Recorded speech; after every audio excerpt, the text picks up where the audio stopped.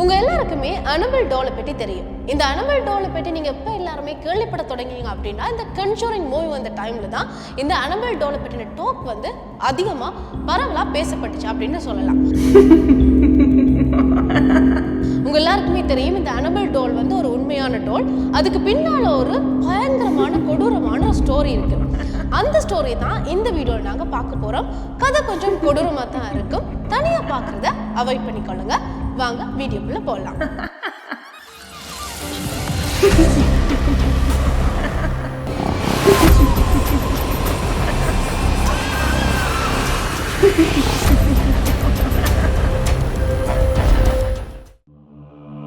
இந்த கதை எப்போ ஸ்டார்ட் ஆகுது அப்படின்னா 1970 தான் இந்த கதை ஸ்டார்ட் ஆகுது.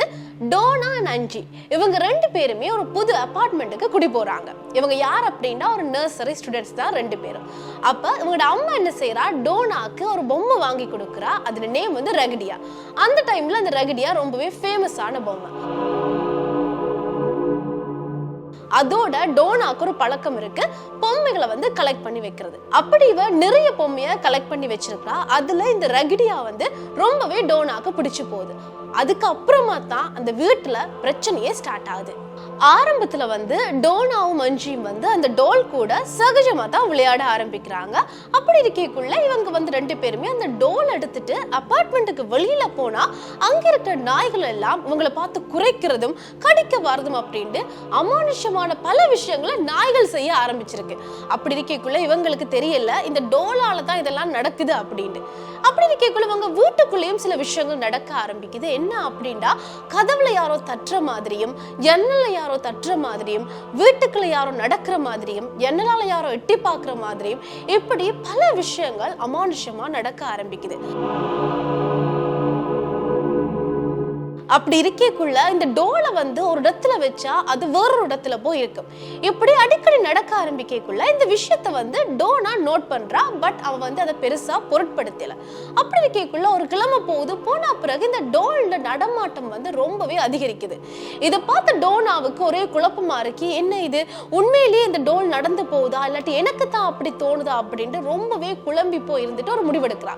என்ன அப்படின்னா ஒரு நாள் இந்த டோலை வந்து வெளியில வச்சுட்டு அவட ரூம் பூட்டிட்டு வெளியில போயிடுறா. அப்படி போயிட்டு வந்த டோனாக்கு ரூம் கதவை திறக்கக்குள்ள ஒரு அதிர்ச்சி வந்து காத்திருந்துச்சு. அப்படி கதவை திறந்த டோனா என்னத்தை பாக்குறான்னா அவனோட பெட்டுக்கு மேல அந்த டோல் இருக்கு. பார்த்தோன்னு ஒரே டோனாவுக்கு ஷாக்கிங்கா இருந்திருக்கு. அப்ப இவன் டோனா யோசிக்கிறா, சிலவேளை அஞ்சி தான் இதை பண்ணிருப்பாளோ அப்படின்ட்டு அஞ்சி கிட்ட போய் கேட்கிறா. அதுக்கு அஞ்சி சொல்றா, நான் எதுவுமே பண்ணல அப்படின்ட்டு. அப்படி கேட்கல டோனாக்கு ஒரே குழப்பமாவே இருக்குது. இந்த குழப்பம் வந்து தொடர்ந்து கொண்டே இருக்குது. இவங்களும் வளர ஆரம்பிக்கிறாங்க. நாட்கள் நகர்ந்து போய்கொண்டிருக்கு. அமானுஷமான விஷயங்களும் நடந்து கொண்டே தான் இருக்கு. அப்படி கேட்கல ஒரு கட்டத்துல டோனாவால் இதை சகிச்சு கொண்டிருக்க முடியாம அஞ்சி கிட்ட எல்லா விஷயத்தையுமே சொல்றா. உடனே அஞ்சி ஒரு ஐடியா கொடுக்குறா, தன்னோட பாய் ஃப்ரெண்டான லூக்கு கிட்ட இந்த விஷயத்த சொல்லுவான் அப்படின்னு. அப்ப லூக்கு கிட்ட போய் இந்த விஷயத்த சொல்றாங்க.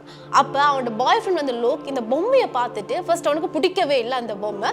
அதுக்கப்புறம் ஒரு விஷயத்த சொல்றான், இதை பார்த்தா ஏதோ தீய சக்தி இருக்கிற பொம்மை மாதிரி இருக்கு, இதை தூக்கி போட்டுருங்க அப்படின்னு அவன் சொல்றான். இதுக்கு டோனா வந்து உடன்படவே இல்லை அந்த டோலை தூக்கி எறியறதுக்கு. ஏனண்டா இது என் அம்மா வாங்கி கொடுத்தது, ஸோ அதால நான் இந்த டோலை வந்து தூக்கி வீச மாட்டேன் அப்படின்ற ஒரு முடிவுக்கு டோனா வாரா. டோனா இந்த டிசிஷன் எடுத்த பிறகு வந்து ஒரு வீக்குக்கு அப்புறமா ஒரு தரமான சம்பவம் நடக்குது. என்ன நடக்குது அப்படின்னா டோனா வெளியில போட்டு வீட்டுக்கு வாரா. வரைக்குள்ள அவன் வீட்டு வாசல்ல வந்து ஒரு பேப்பர்ல வந்து சின்ன பிள்ளை கிரிக்கிற மாதிரி ஹெல்ப் மீ அப்படின்னு எழுதி இருந்திருக்கு. டோனா இதை பெருசா பொருட்படுத்தல. ஏனண்டா அந்த அபார்ட்மெண்ட்ல இருக்க சின்ன பிள்ளைகள் யாரோ தான் இப்படி எழுதியிருக்காங்க அப்படின்ட்டு அதை பொருட்படுத்தாம அப்படியே விட்டுடுறா. ஆனா ஒவ்வொரு நாளுமே ஏதோ ஒரு விஷயம் நடந்து கொண்டுதான் இருந்திருக்கு அமானுஷ்யமா. அப்படி இருக்கக்குள்ள ஒரு நாள் இதே மாதிரி தான் டோனா வெளியில போயிட்டு வீட்டுக்கு வாரா. வந்துட்டு தன் ரூமை திறக்கக்குள்ள ரூம்ல இருக்கிற பெட்டுக்குள்ள அந்த டோல் இருக்குது. சரி இதுதானே இருக்கு அப்படின்ட்டு அந்த டோலை வந்து கையில எடுக்கிறா. எடுக்கக்குள்ள கையெல்லாம் ரத்தமா இருந்திருக்கு. இந்த ரத்தம் அங்கிருந்து வருது அப்படின்னு பார்த்தா அந்த டோல்ல இருந்து தான் இந்த ரத்தம் வந்து கொண்டிருக்கு. உடனே டோனா என்ன செய்யறா, இதுக்கப்புறம் வந்து பொறுமையா இருக்கக்கூடாது, ஏதாவது செய்யணும் அப்படின்ட்டு அஞ்சி கிட்டையும் அஞ்சின்ற பாய் ஃப்ரெண்ட் லோ கிட்டையும் போய் இந்த விஷயத்த சொல்லி ஹெல்ப் கேட்கிறா. உடனே 3 பேரும் சேர்ந்து வந்து ஒரு பேய் ஓட்டுறவங்களை போய் சந்திக்கிறாங்க இந்த விஷயத்துக்காக. அந்த பேய் ஓட்டுறவரும் இந்த பொம்மையை எடுத்து ஃபுல்லா எல்லாம் ஆராய்ச்சி பண்ணிட்டு ஒரு விஷயத்த சொல்றாரு. அவர் என்ன சொன்னார் அப்படின்னா, இந்த பொம்மைக்குள்ள ஒரு சின்ன பொண்ணான அனபல்ன்ற ஆவிதான் இந்த பொம்மைக்குள்ள இருக்குது. இந்த அனபல் யார் அப்படின்னா, இந்த இடத்துல இந்த அபார்ட்மெண்ட் கட்டுறதுக்கு பல வருஷத்துக்கு முன்னால வாழ்ந்த ஒரு 7 வயசு சின்ன பிள்ளை. அவ இந்த இடத்துல தான் அப்பா அம்மா கூட சந்தோஷமா வாழ்ந்து கொண்டிருக்கேக்குள்ள ஒரு கார் ஆக்சிடென்ட்ல வந்து இறந்து போயிட்டா. இறந்து போனதால வந்து நிறைவேறாத ஆசையோட இந்த அபார்ட்மெண்ட்டையே சுத்தி சுத்தி வந்து கொண்டிருக்கா அப்படின்ற விஷயத்த அவர் சொல்றாரு. இதை கேட்ட டோனாக்கு ரொம்பவே இரக்க குணம் வந்து அவ வந்து கலைக்க வேண்டாம், அந்த ஆத்மா வந்து இந்த பொம்மைக்குள்ளே இருக்கட்டும் அப்படின்னு டோனா சொல்றா. ஏனென்றா இது வரைக்குமே அந்த பொம்மையால வந்து அவங்களுக்கு எந்த பிரச்சனையுமே வந்ததில்லை, சின்ன சின்ன அமானுஷ விஷயங்கள் தான் நடந்து கொண்டு இருந்திருக்கு. அப்ப இந்த விஷயத்துக்கு கேட்ட உடனே லூக் வந்து இதை ஒத்துக்கொள்ளவே இல்லை. இந்த பொம்மையை தூக்கி எறிஞ்சிரு அப்படின்னு லூக் சொல்றா. ஆனா டோனா அதை கேட்கவே இல்லை.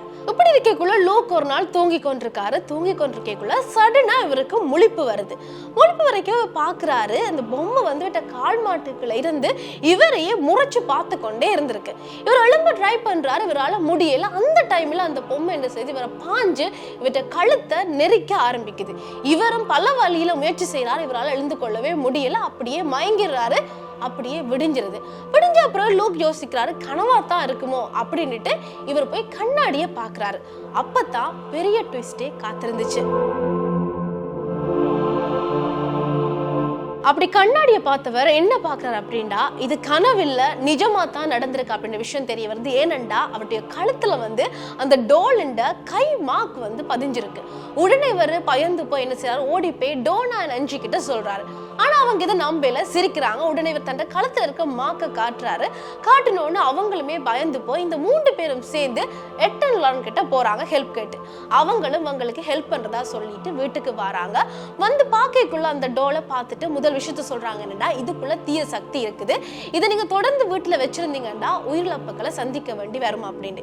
இதை கேட்டோன்னா டோனா சொல்றா, இந்த டோலை நீங்களே எடுத்துட்டு போயிருங்க அப்படின்ட்டு. அதுக்கு எட்டன் லான் என்ன பண்றாங்கன்னா, சில மந்திரங்களை சொல்லிட்டு அந்த டோலை வந்து அந்த இடத்துல இருந்து எடுத்துட்டு அவங்களோட மியூசியத்துல கொண்டே வைக்கிறாங்க. இந்த மியூசியம் எப்படி இருக்குமெண்டா, இவங்க வந்து இந்த பேய்கள் சம்பந்தப்பட்ட விஷயம் எல்லாத்தையுமே அந்த மியூசியத்துல தான் சேகரிச்சு வச்சிருந்துருக்காங்க. அங்கதான் ஒரு கண்ணாடி பெட்டிக்குள்ள இந்த டோலை வந்து போட்டு வைக்கிறாங்க. அதுக்கப்புறமா டோனாவுக்கு எந்த பிரச்சனையுமே நடக்கல, அவனோட லைஃப் வந்து சுமூத்தா போய்கொண்டே இருக்குது. இதெல்லாத்தையுமே கேள்விப்பட்ட ஒரு ஃபாதர் வந்து பாராரு அந்த மியூசியத்துக்கு. வந்துட்டு இந்த டோலை பார்த்து ரொம்ப கேவலமா, இந்த டோலுக்கே இவ்வளவு பில்டப் கொடுக்குறாங்க, இந்த டோலால அப்படி ஒண்ணுமே நடக்கல அப்படின்னு ரொம்ப கேவலமா பார்த்துட்டு இவர் போறாரு கார்ல. அப்படி போய் கொண்டிருக்கேக்குள்ள இவருக்கு ஆக்சிடென்ட் நடக்குது. ஆனா அதுல இவர் தப்பிடுறாரு. பட் ஊர் மக்கள் சொல்றாங்க, இந்த அனபல் டோலால தான் இந்த ஆக்சிடென்ட் நடந்துச்சு அப்படின்னு. இந்த விஷயத்தை கேள்விப்பட்டு இன்னொரு இளைஞர் வந்து வாராரு இந்த மியூசியத்துக்கு. வந்துட்டு இவர் அந்த கண்ணாடி பட்டிக்கு இருந்து அந்த டோலை வெளியில எடுக்க முயற்சி செய்யறாரு. அப்ப இதை பார்த்துட்டு ஏசுறாரு. அதுக்கப்புறமா இவரும் போயிடுறாரு. போற வழியில ஆக்சிடென்ட்ல இறந்து போயிட்டாரு. இப்படி இருக்கேக்குள்ள இந்த விஷயம் வந்து அமெரிக்கா ஃபுல்லா பரவ ஆரம்பிக்குது, இந்த அனபல் டோலை பற்றி.